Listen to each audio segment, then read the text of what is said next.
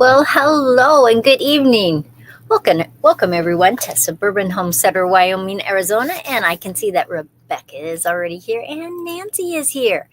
2 people in the chat so far. If you're just lurking it behind the scenes, say hi. Say something in the link. So I hope you're having a fabulous week. Nancy, thank you very much for the little shout out on your video. I appreciate that. And Lisa is here. Hello, how are you? And BP is here. Says good evening, Sandi, and everyone else. So hello. I hope you guys are having a great week. The topic tonight it's very exciting for me because I do love books. And if you've watched videos in the past, sometimes I'll have shots of some of my books around my house. Now, you would think that just because I have a lot of books in Wyoming wouldn't necessarily mean that I have a lot of books in Arizona. But I do. I have a lot of books both places. Now, it is a balmy 96 degrees here in Yuma, Arizona today. And we did buy a big purchase today for my garden. And we're not going to be here much longer, but I had been...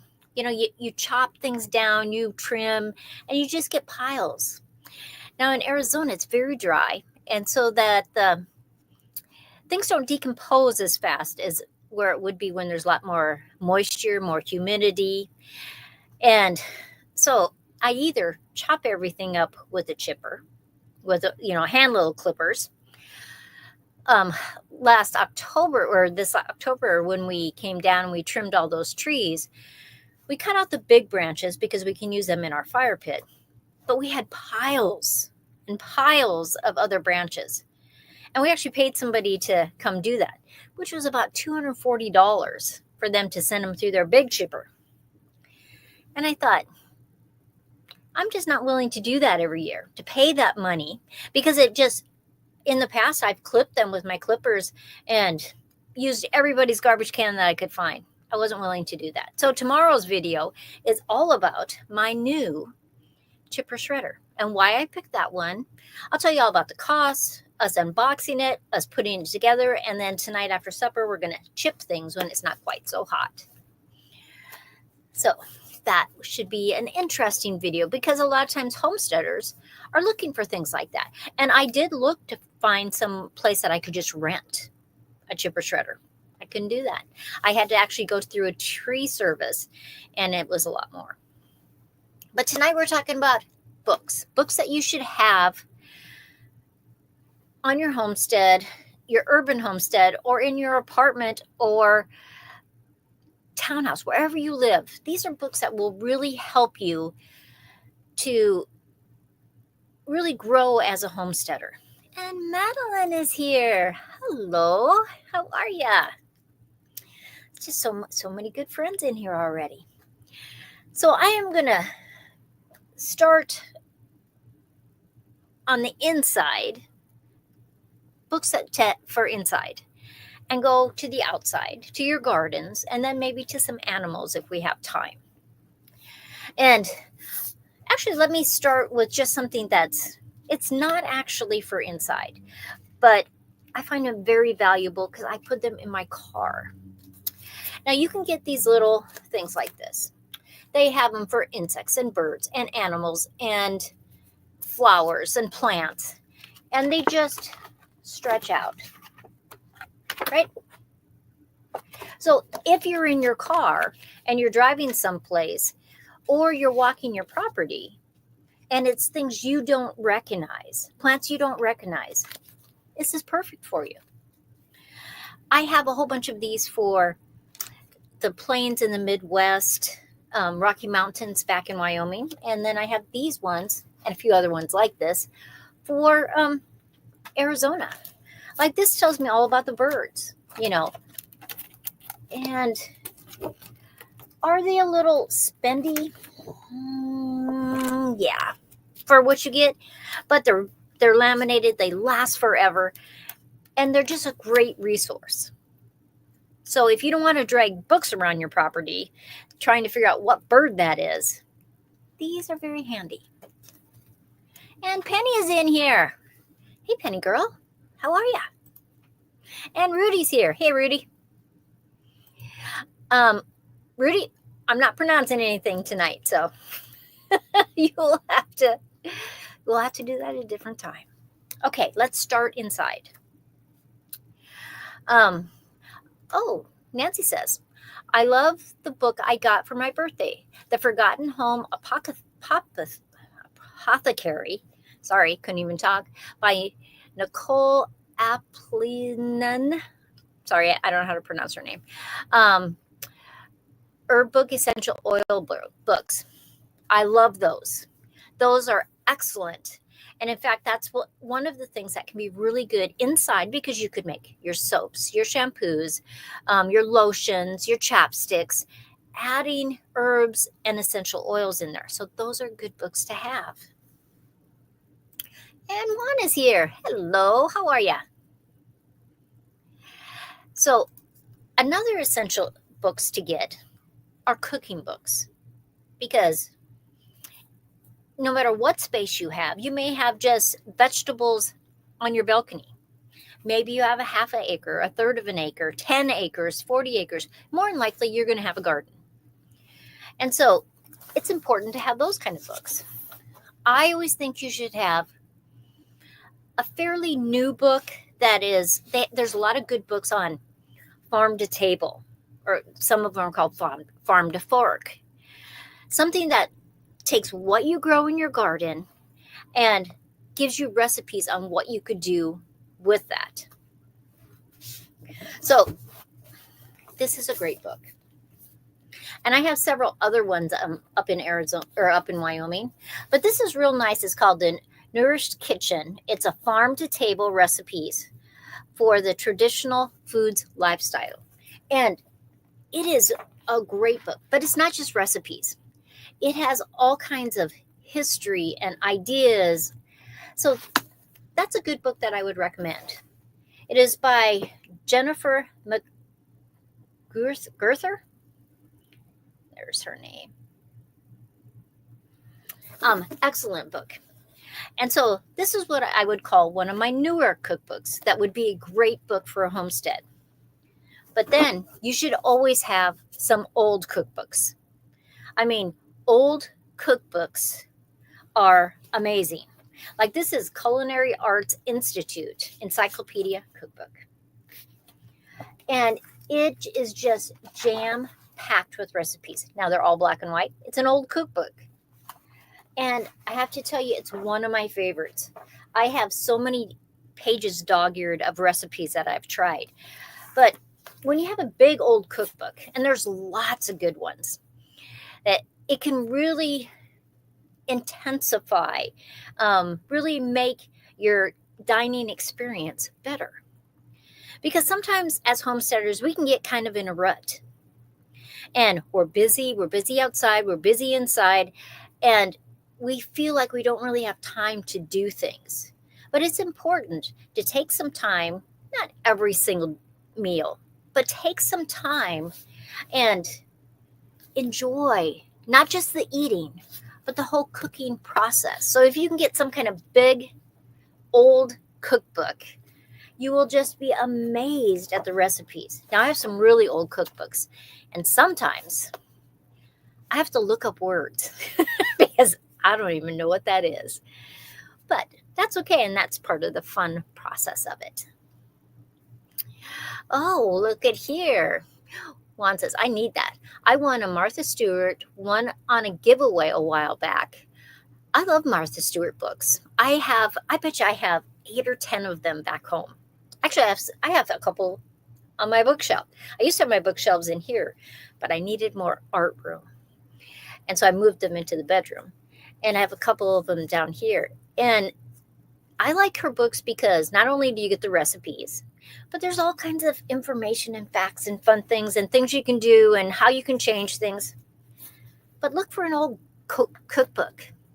At secondhand stores, at garage sales, man, you can find them all over the place. And they are great. Oh, look at that. Penny says she has this book too. That is awesome. BP says, I have my great-grandmother's cookbook and recipe files. I have that also. I have my grandmother's, not my great-grandmother's, cookbook. It's the Washington cookbook. It used to be, and I don't know if they still do this, but it used to be that every president's wife, they would do a cookbook for them. And so it would have their favorite recipes and recipes from all the different presidents' wives through all the way back to Washington. And it is thick. And it was my grandmother's. She got it before she was about to get married to my grandfather. And so my great-grandmother gave it to her. And when I got that, I was just so excited because there's all these clippings and all these little notes in there. And those are heritage cookbooks that are just amazing. Nancy says that she loves old cookbooks. Me too. In fact, my one that's from it's actually called the White House. I don't know why I said Washington. It's a White House cookbook. It actually has even little bug holes in it because when I found it on my grandma's farm years after she had passed away, it was up in the attic. So somebody must have just drug all that stuff up there. And it was amazing. Sorry, Rudy. You're just talking too much stuff. I'm putting you on timeout. Sorry. But make sure you have an old one and then some new ones because there are some great farm to table or farm to fork that you can really use from your garden right into your kitchen.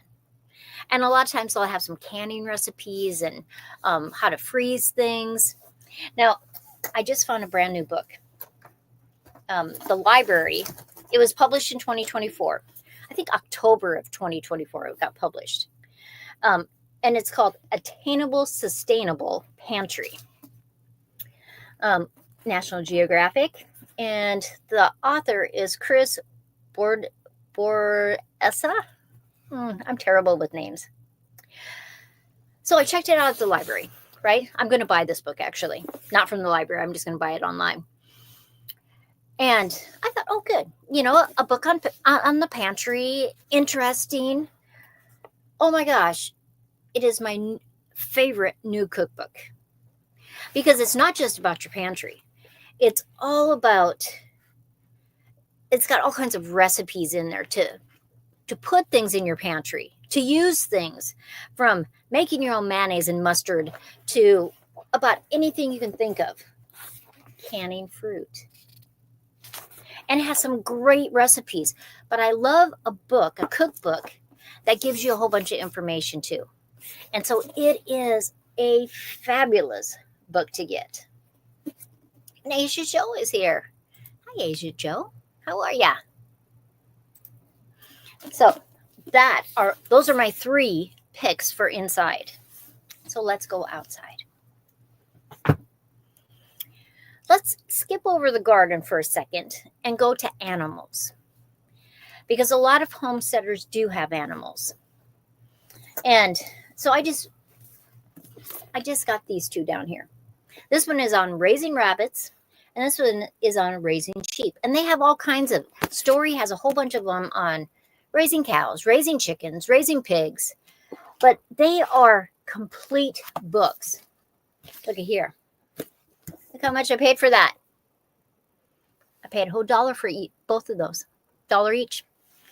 Our libraries down here have bookstores and people donate books and then they sell them and they use them to buy more books in the library. And so I've been reading this one. Not that I haven't raised rabbits for a long time, but sometimes it's just good refresher, or it's a good thing for if you have a question in your mind, what is the best way? How do I make it so that my animals live their best life? And so these storybooks, story as in STOREY, not like a story, they are phenomenal. They do have different authors. They're not the same authors. So they're more like experts in that field of animals. Madeline says, I love those old cookbooks with writing in there there is the best. I have several old books, interesting to read as the measurements and ingredients are so different. That's really true. You know, like some of them, especially the older ones, a pinch of this, a dash of this. Then sometimes they added things that the spice, that's not what we call that spice. And, or they'll tell you to cook it in a hot oven. Well, just what does that mean? So you have to do a little bit of research to find out. Joe says, hi, everybody. Past my bedtime, so not sure how long I'll be awake, but wanted to at least leave a thumbs up and say hello to everybody. Thank you for that, because we are past her bedtime. Hello, Jennifer. Will be the first time chicken owner this summer. Books are expensive. I try to find free PDFs books online. That is an excellent idea. Or if you have any of those services like Audible, there's a lot of different ones that some of the books you purchase online to listen to, but there's a lot of them that are free. And, you know, they're just in that free domain. And so that's kind of nice. And you can listen to them over and over again. But I do just love the feel of a book. And seriously, how can you go wrong for $1? They look brand new. They haven't even hardly broken the spine. I've broken more of the spine than they have. So, but there are a lot of great books. Now, just a minute, I just want to make sure. Thank you very much. Hit the likes button and thumbs up. It just helps me. Rudy, you can't do that. You're getting timed out again. Sorry, Rudy. U.S. Freedom 5. I have kept a medical book and various vegetable, gardening, and food book magazines from my mom. Not really a topic. Mom's written recipe cards. Too quick to grab a cell phone in today's fast pace. You know, I have not my grandmother's, Grandma Reichert's big book that I have of hers, but my other grandmother, she had books. I have some of them, but mostly I got her recipe cards. And I got my aunt's recipe cards, which they're fabulous. My aunt, what she did on her recipe cards, which I really, really like, is every time she made them, she put the date. So I know the month and the year that she did that recipe. And if she changed it up, she wrote someplace on the card, tried this instead. And so informative. I love it. Oh, Asia Joe likes some of the other Roots and Refuge, who has a few books out. There are a lot of YouTubers that are starting to have books. Some of them I very much like, and some of them it's okay. I'm not going to put you on timeout. 96 here. So it is crazy. Okay. Now let's go to the garden. One of my favorite places to buy seeds is Baker Seeds, which are rareseeds.com. I have bought from them for a long time. I like the whole history of them. They're buying up little tiny seed companies, basically so Monsanto doesn't buy them. And so I appreciate that. So I like to support them. But they also have some books. This is called The Heirloom Life Gardener. And this is them.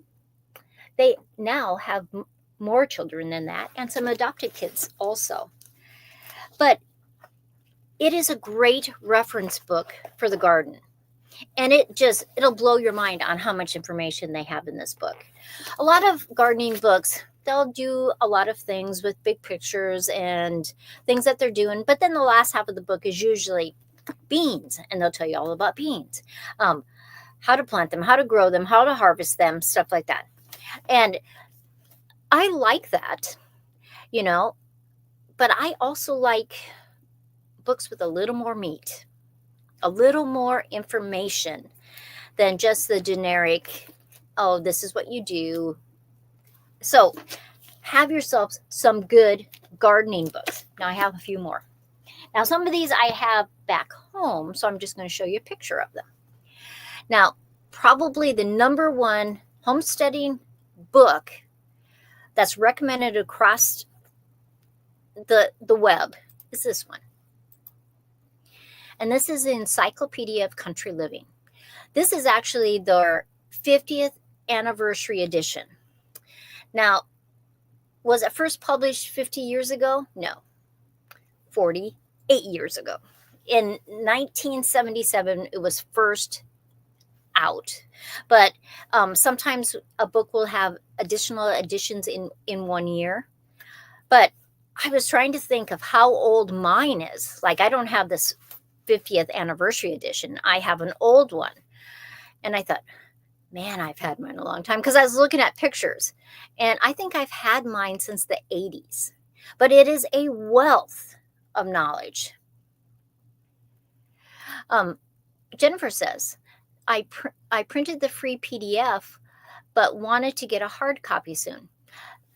But really, or you can download the PDF to your computer. My kids always think I should have a Kindle, but I need to touch the page. Otherwise, I'm going to use Audible, and I'm just going to listen to it. Now, here's another one. Let me take that one down, and we'll put this one up. Backyard Farming on an Acre, More or Less. This is just an excellent book on how to do a lot of things in a little space, because a lot of times we only have a little bit of space. Let me go like this. And this is an excellent resource book right there.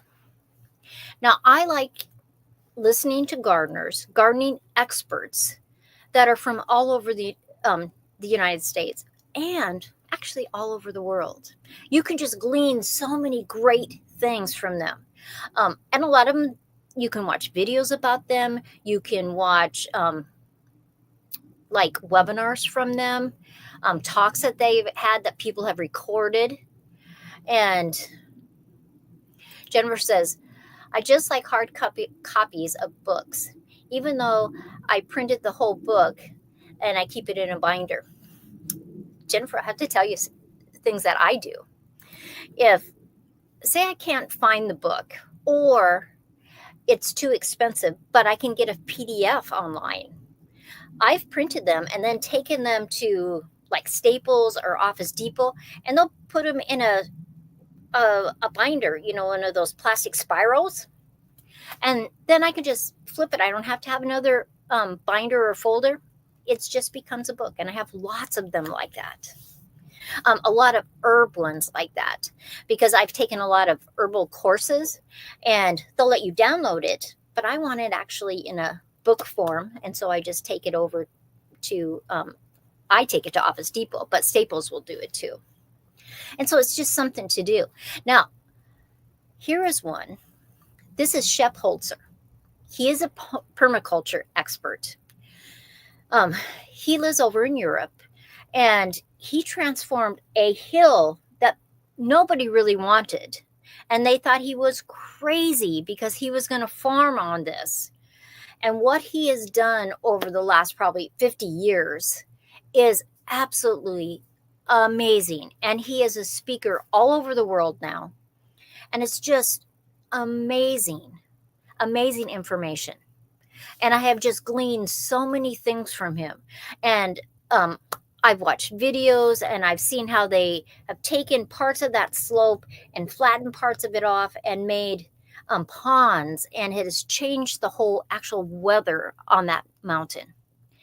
It's really something that if you have a piece of property and you're going, it's just not working, I just can't get things to grow, he is an excellent person to read his books or watch those videos, and how he transformed what somebody thought was worth nothing into something that made him world-class famous.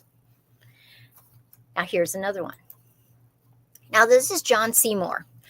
I probably have, easily 6 or 7 of his books. This is one of them. That's the New Complete book of self-sufficiency. And it just takes you all the different parts of a homestead, of ideas that you can do, things that you can make, things how you can have a small space and what you can have in that area. And I like his books, and he has several of them. Let me pop up another one. This is one of them I have at home. Self-Sufficient Life and How to Live It. Excellent book. But he will take you from a quarter of an acre on what you can do all the way up to a lot of acres on what you could do, because a lot of times we do not use our land to its full potential. And so that is really, this is one I have at home too, The New Self-Sufficient Gardener. So much information. And I think the nice thing about a book versus watching a whole bunch of videos, not that I don't want you to watch videos. I do. I want you to watch my videos, and I want you to watch other people's videos. But the nice thing about a book, it is such a great reference for you that you can, this is how my brain works. I'll be remembered, oh, this is in John's gardening book. And it was on the right-hand side, on the bottom part of the page, and it helps me find it. Where if I would be just reading it on the computer, I wouldn't be able to do that. That's one of the reasons I love books. And Ann Dale is in here. Hello, Ann Dale. How are ya? So if you have a favorite book or several favorite books, put it in the chat so that other people might look at that and go, oh, that's something I want to do. Now, here's another great book. It is probably one of the top ones for homesteaders too. It's called Back to the Basics. And it's a backyard guide of different things that you can do. How you can have chickens, how you could have rabbits, how you could have a medical plant area, how to garden, how to have bees. It just gives you a lot of things. And then you can take those things from your garden, and maybe you're making soaps or shampoos or oils or lip balms. How to take those vegetables from your garden and then use them in your house. How to heat your home. It is just a fabulous book. And truly an amazing book, and really one of those top ones of must-haves. And Patty's here. Hello, how are ya? Now, let me go to one other book. This is another John Seymour, because he's one of my favorites. I also like Monty Don. He is from England. He is the host of Gardener's World, but he has many books, some of them that him and his wife have written. And I probably have, 10 or 15 of his books. I probably have almost every book that he has. Then Charles Downing, he is also from Europe. And I probably have 6 or 7 of his books. And he is a very big no-till gardener. And he has just a ton of information. And they do a lot of testing in their plots. And I really like that. And so it's really interesting. Now, another thing for books that I think people need to have is to be a self-sufficient person, self-sufficient homesteader. Well, however you think of yourself, I think you have to know things about medicinal plants. And so I have some that are for plants that are down here in Arizona, and I have ones for plants that are more in the Rocky Mountains Plains area. So like this is one of my favorites for down here. This is Southwest medicinal plants. It's how to identify, harvest them, use them, and it talks about 112 wild herbs that you could use, because foraging can be just such a great thing to do and learn about. Oh, sorry, that didn't go. Madeline says, I have a nice book called Be a Plant-Based Woman Warrior. Interesting. I'm going to have to look that book up because I'm always looking for a book. One day my daughter calls me on the phone. She says, Mom, I just read that if you have more than 1,000 books, you're considered a library. And I thought, I don't know if I have 1,000 books, back in Wyoming.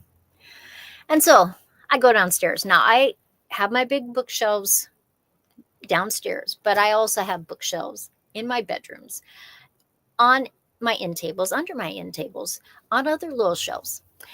And I didn't even get through the one wall before I hit 1,000. And I thought, I have my own library. Sandi Aberle Library. That's right. I'm a librarian. Okay, now I just showed you the one for down here. And I found this one at a garage sale. And this is Edible Native Plants of the Rocky Mountains. So I'm going to take this back to Wyoming. And this is an older book, so there's not colored pictures. But there are some really nice drawings, renderings of plants. But it is chock full of information. It gives you the description of the plant. It'll give you the formal name for it, what people call it, the different things that people call it, how to use them, related species, dangers. And so this is a great book. But as a gardener, why not grow your own herbs? Anne says, you definitely have a library. I do. I'm going to get a little badge. It says Sandi Aberle Librarian.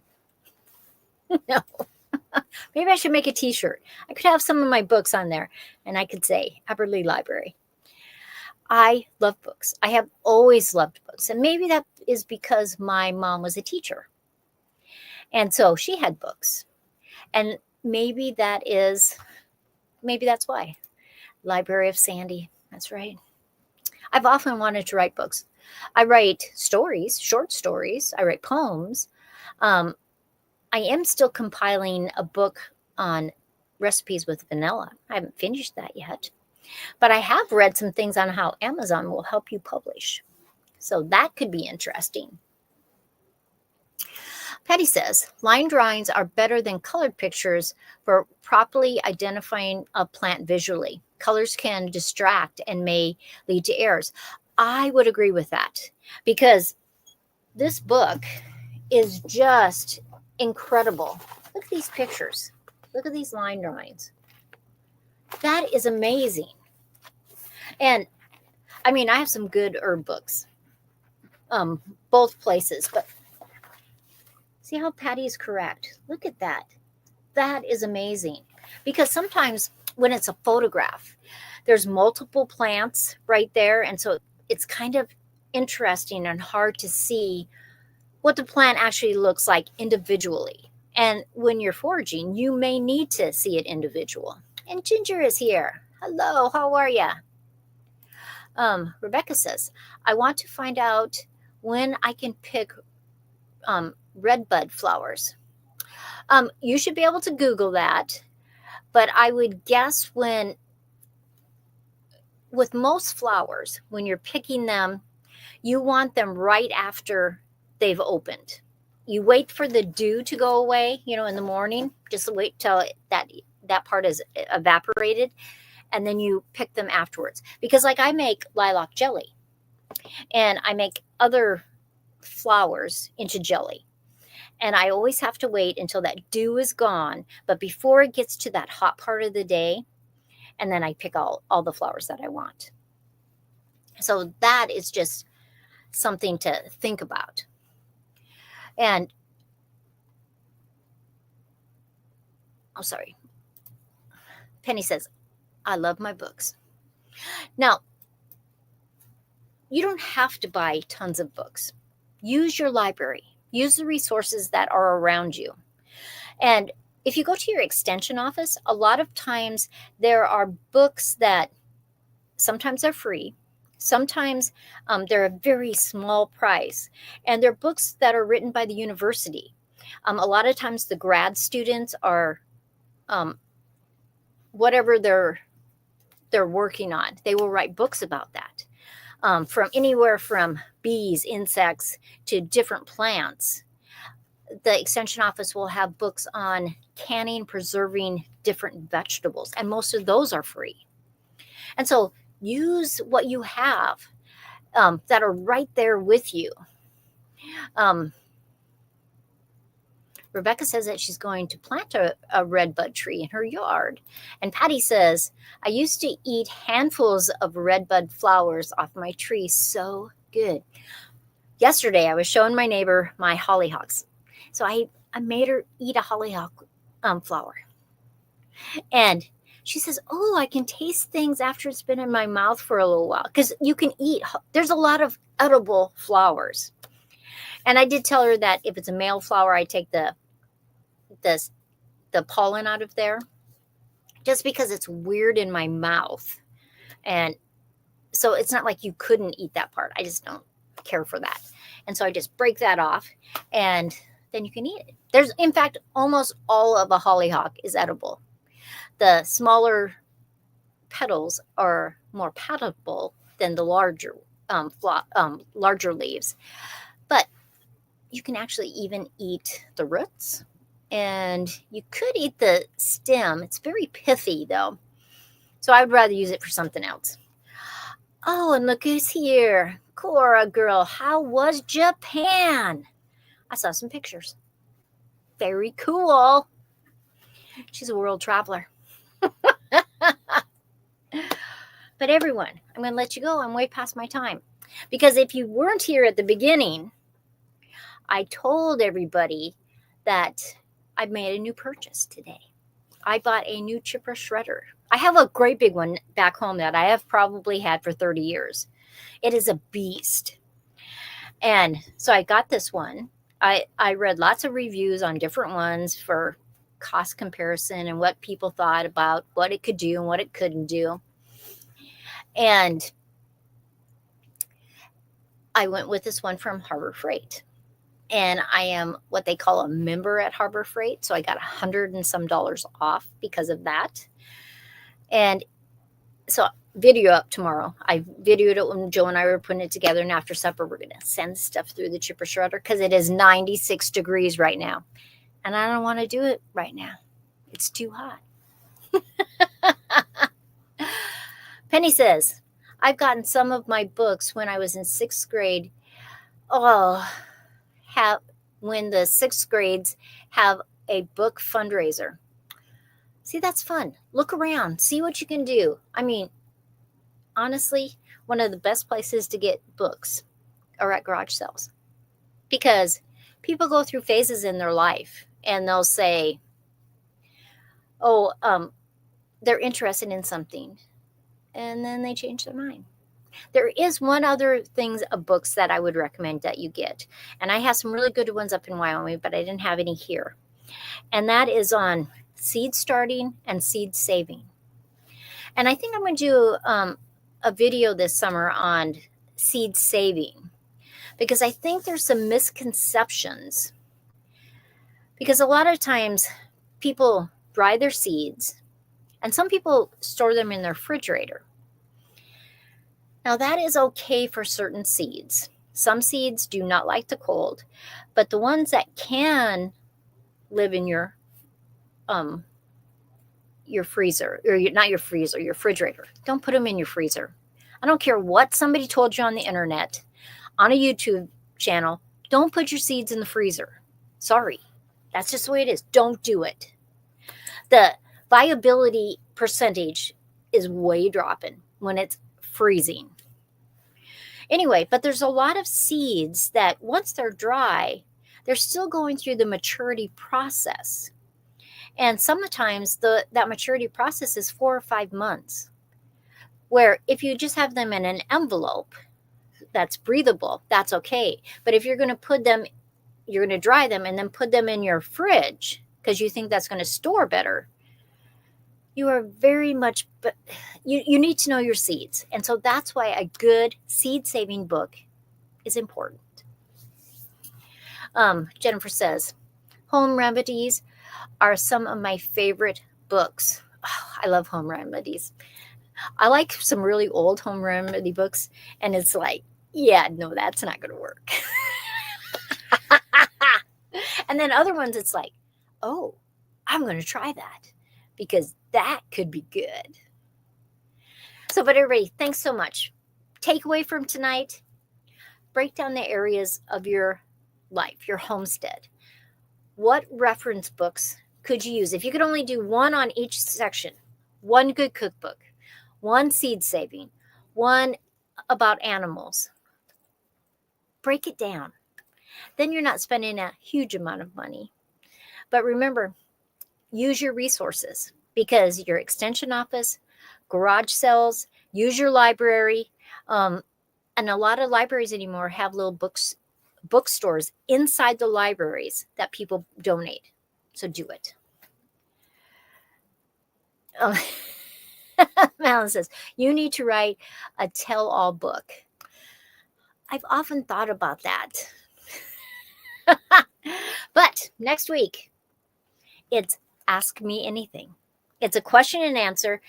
So, yes, and thrift stores too. They can have some great books for $1 or $2 a book. It's a deal. I mean, you're getting a $30, $40 book sometimes for $1 or $2. It's a great deal. So anyway, next Wednesday night, 6 o'clock Mountain Standard Time, I am doing question and answers. And if you can stump me on a garden question, you're going to win something. So think about some hard questions for me.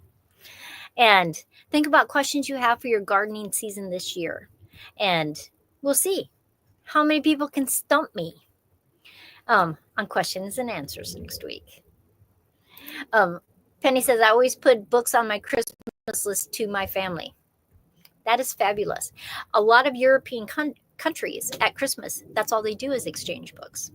So everybody, I will see you next time. I got to go fix Joe some pineapple chicken. See you next time. Bye, everybody.